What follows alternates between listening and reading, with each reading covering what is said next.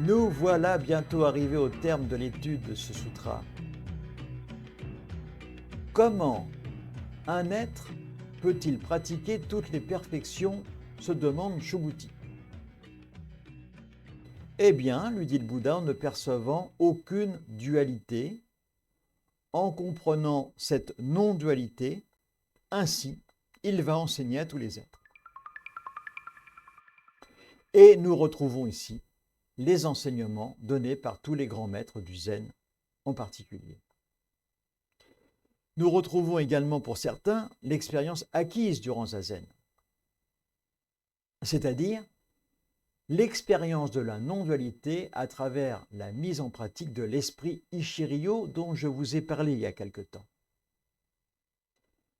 La non-dualité est l'une des composantes essentielles de la découverte de la réalité, avec un R majuscule, à travers la méditation. C'est également un des multiples pas, une des multiples marches vers l'esprit d'éveil. Encore faut-il comprendre celui-ci à partir de l'intérieur et non pas, comme c'est habituel, essayer de le formaliser à partir de l'extérieur avec des mots, des concepts, des idées. Le Bouddha dit en comprenant cette non-dualité, le sage enseigne la réalité à tous les êtres. Et vous avez remarqué qu'il a dit réalité. Il n'a pas dit le mot vérité, parce qu'il n'y a pas de vérité. La vérité est issue de l'ego et de la vision de l'ego, pas la réalité. Cette nuance, nous devons la comprendre et l'intégrer à la pratique, à l'enseignement que nous recevons.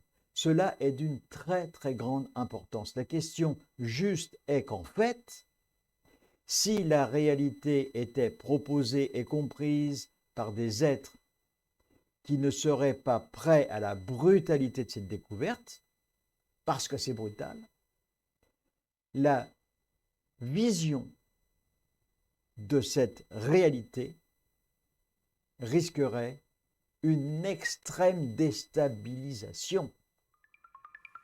Il faut y être préparé. C'est un risque.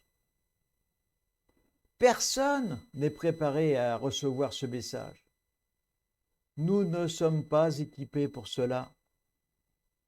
Et c'est la raison pour laquelle chacun d'entre nous a besoin d'un guide qui permet d'éviter les fractures, les obstacles, tout ce qui menace tout chercheur, dont cette conscience limitée dont nous sommes dotés est l'obstacle principal sur le chemin de la connaissance. C'est pour cette raison que le Bouddha insiste beaucoup sur les moyens habiles, la méthode douce, la compassion, l'écoute, la bienveillance, la douceur. Mettre en œuvre ces moyens habiles, c'est aussi mettre en œuvre cette méthode douce en regard de la méthode abrupte et habituelle de la pratique du zen. Il nous dit avec l'énergie physique, il fait de grands voyages. Il met à profit ces grands voyages pour enseigner. C'est également la raison pour laquelle il y a eu beaucoup de moines bouddhistes errants.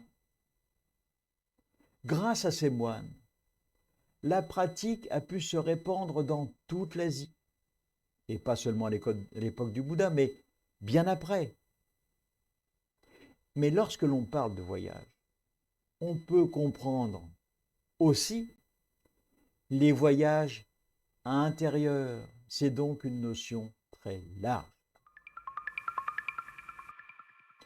Si l'énergie physique lui permet de voyager pour enseigner, nous dit le Bouddha, il mettra à profit son énergie mentale afin de se protéger des idées de permanence ou d'impermanence.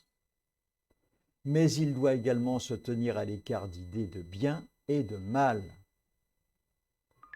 avec la perfection de la sagesse. Il ne considère rien comme définitivement réel.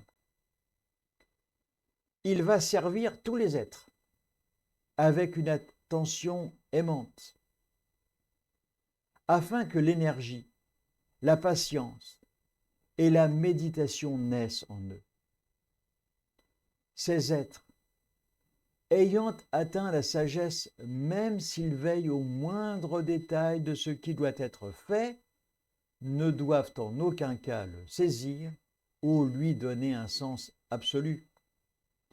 Ils savent que cela n'a pas de substance durable qui lui soit propre. Arrivé à ce stade, il est prêt pour donner toute son énergie afin de sauver tous les êtres sensibles.